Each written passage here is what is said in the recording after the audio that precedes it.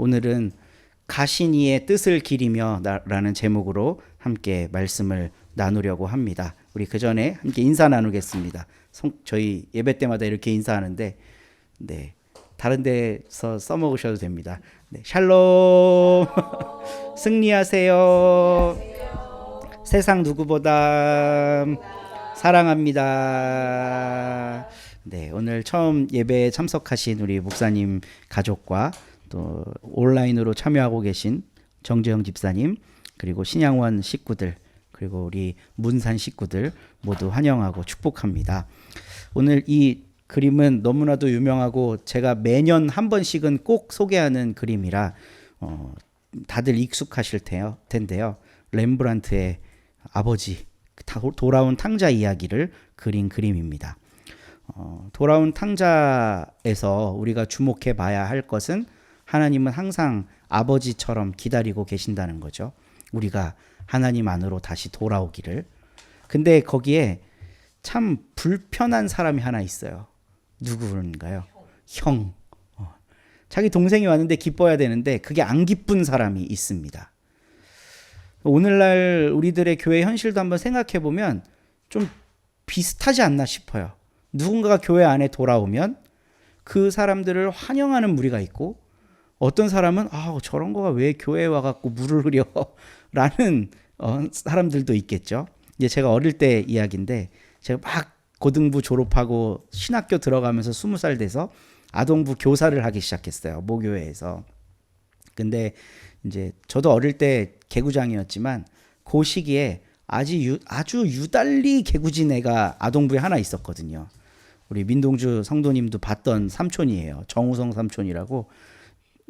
키도 크고 멋있고 지금은 아주 훌륭한 삼촌이 됐는데, 어릴 때는 유달리 개구장이었어요. 그냥 잠시도 가만히 있지 못하고, 그냥 딱 보면 약간 ADHD 같은 그런 성향의 아이였는데, 1층이 어린이부 예배실, 2층이 본당이었는데, 이 애가 어린이부 예배실에 남아있으면 1시간 동안 2층이 떠들썩합니다.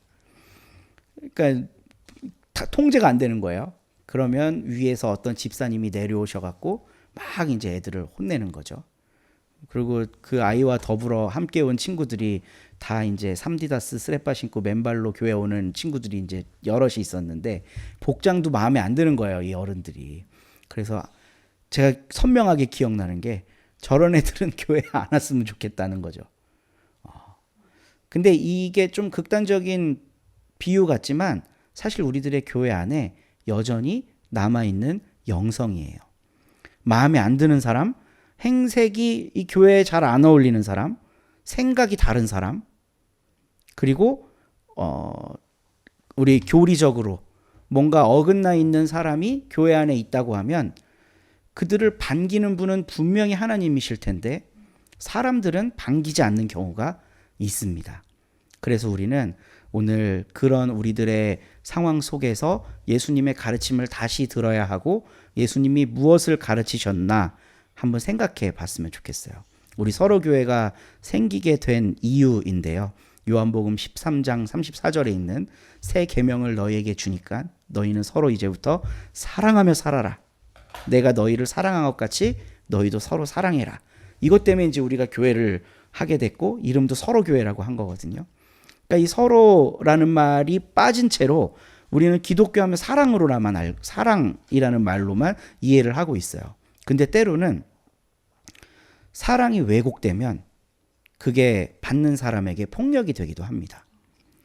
부모가 자식을 사랑하는 건 당연한데, 이게 상호간이 아니라 무조건적인 사랑으로 그냥 들어가잖아요. 그럼 부모의 생각과 계획과 가치에 아이를 맞춰요. 그러니까 난 열심히 돈 벌고 넌 이제부터 열심히 학원 다녀. 그래서 훌륭한 사람 돼야 돼. 내가 너를 위해서 얼마나 뒷바라지를 열심히 하고 있는데 잘 해야 되지 않겠니? 7살이면 한글도 다 알고 영어 알파벳도 알아야 되는 거 아니야? 이렇게 일방통행 사랑이 되면 그걸 받는 자녀가 피고름이 생길 수도 있습니다. 그래서 사랑에는 항상 서로가 들어가야 돼요. 서로가 빠지고 나면 그 사랑이 제대로 발현되지 않을 수가 있거든요. 근데 오늘 우리가 함께 읽은 말씀 속에서 예수님은 이제 다시 한번 사랑하라는 말씀을 상기시키십니다. 너희가 나를 사랑하면 내 계명을 지킬 거다 라면서 이제 이야기를 풀어가고 계세요. 그리고 예수님을 사랑하기로 작심한 제자들에게 예수님이 선물을 하나 보내주시는데 어떤 선물을 보내주실까요? 애들이 좋아하는 장난감? 장난감보다 훨씬 좋은 거. 성령을 보내주시는데 요한복음은 그 성령의 이름을 기록하고 있어요. 여기 뭐라고 돼 있어요? 네, 보혜사. 보혜사가 뭐였는지 기억하시는 분 계신가요? 돌보신다? 도와주시는 분? 뭐 다 맞아요. 근데 좀 더 정확한 의미를 이제 성경학자들이 밝혀줬는데 변호사랑 아주 비슷한 의미입니다. 변호사. 저 어릴 때 이제 그 한월산 기도원이라는 데 가갖고 불 받고 성령 받고 목사 되려고 마음을 먹었어요. 그래서 성령 받는 게 그건 줄 알았어요. 막 집단적으로 기도하고 방언 기도하고 내가 뜨거운 그런 느낌을 가슴속에서부터 느끼고 환희에 가득 찬 거지, 예배 드리면서. 이러면 성령 받은 건 줄 알았거든요. 근데 요한복음을 읽으면서 성령 받았다는 건 그런 의미가 아니구나라는 걸 거의 확신하게 됐어요. 왜냐하면 예수님이 제자들에게 보내주신 이 보혜사 성령은 제자들을 변호해 주시는 하나님의 영이기 때문이에요. 그럼 하나님은 왜 제자들을 변호하고 싶어 하시냐? 제자들이 예수님의 계명을 따라 살면 핍박받기 때문에 그래요. 지금은 그렇지 않죠. 기독교인으로 산다고 누가 핍박 안 하잖아요. 근데 1세기 팔레스타인에서 예수의 말씀을 가지고 로마 사회 속에서 살아간다는 건 핍박을 자처하는 일이었습니다. 일단 한 분이신 하나님만 섬기기 때문에 로마의 그 다양한 우상 숭배 문화를 거부했어야 되겠죠. 그리고 또 하나는 이제 이 요한 서신을 읽은 사람들은 요한 공동체라 그래서 유대인이지만 로마에 사는 사람들이었어요. 근데 로마에서 잘 살려면 유대인들끼리 똘똘 뭉쳐 살아야 되거든요. 그래서 유대인들은 회당이라는 곳을 중심으로 신앙생활도 하고 실제적인 삶도 했어요. 우리 호주에 계신 정지영 집사님 누구보다 잘 아시겠지만 이민 사회에서 교회를 빼면 삶이 안 되거든요. 이민 사회에 갔는데 다 교회 다녀. 근데 나는 기독교인이 아니라고 교회를 안 가? 이러면 생활이 안 됩니다. 아이들 교육은 어떻게 할 것이며 부동산 계약은 어떻게 할 것이며 면허증은 어떻게 딸 것이며 이런 하나하나 정보를 얻을 수 있는 곳이 교회인 거거든요. 그리고 때 되면 김장도 담그지.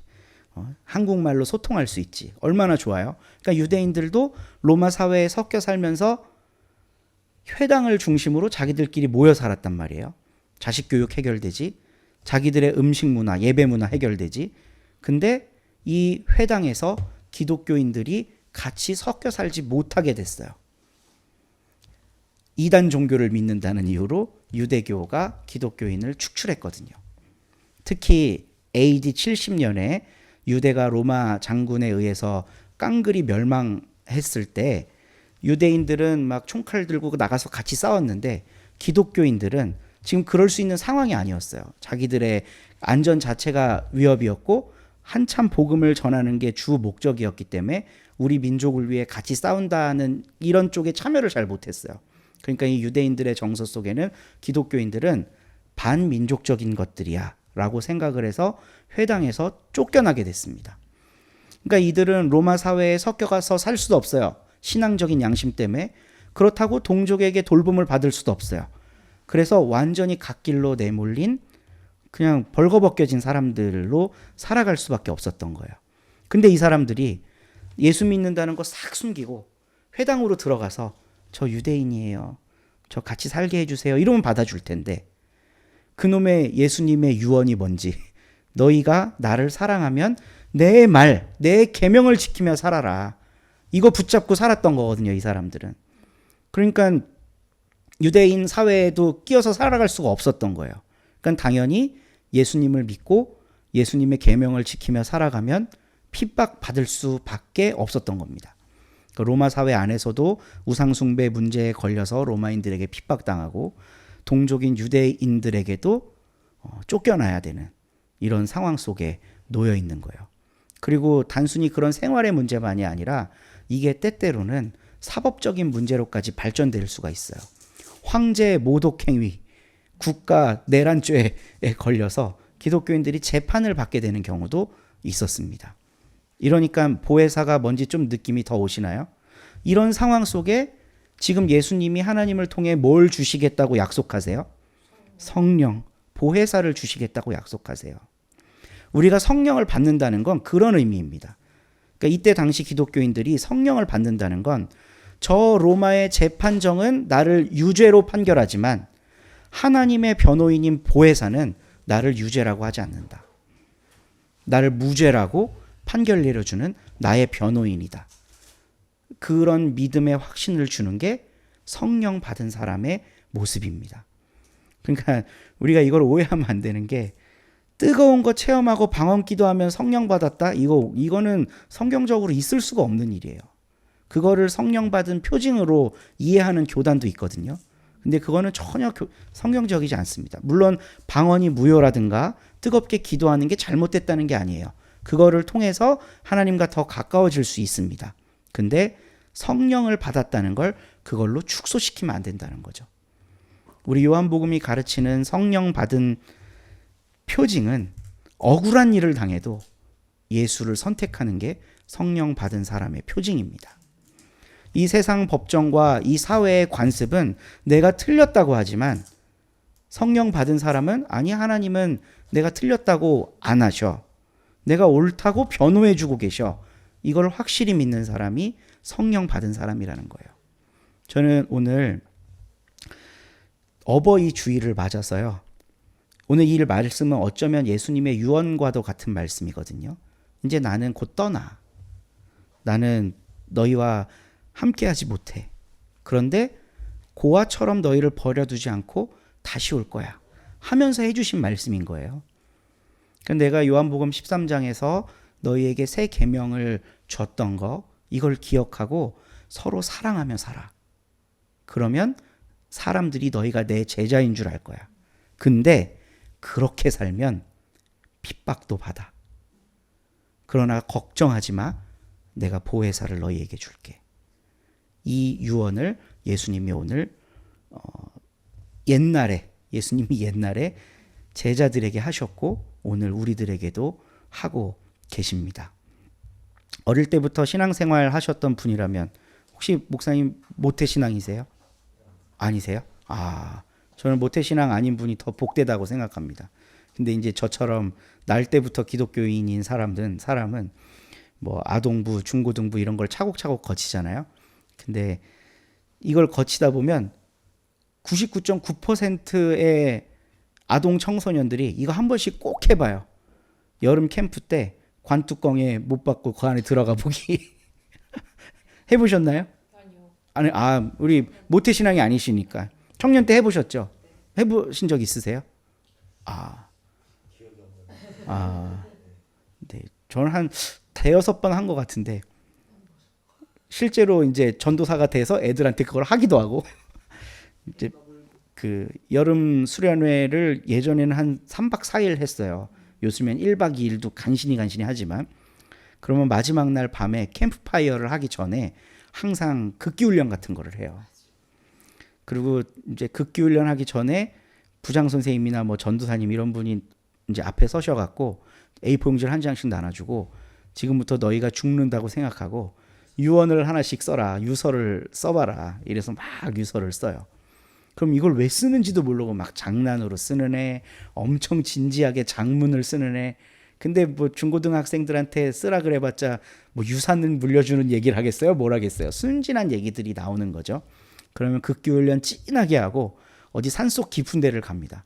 그러면 이미 청년 선생님들이 산속에 구덩이를 하나 파놨어요. 열정도 뛰어나지. 요즘 같으면 산림 파괴로 벌금 낼 수도 있는데 산에 구덩이를 파놓고 나무로 만든 관을 그 안에 넣어놓고 들어가라 그래요.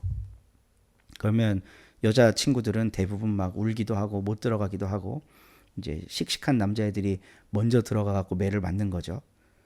관뚜껑을 덮고 삽으로 흙을 막 하고 쿵쿵 못질하는 그런 감정을 다 느껴보라는 거예요. 그리고는 각각의 유서를 읽어줍니다.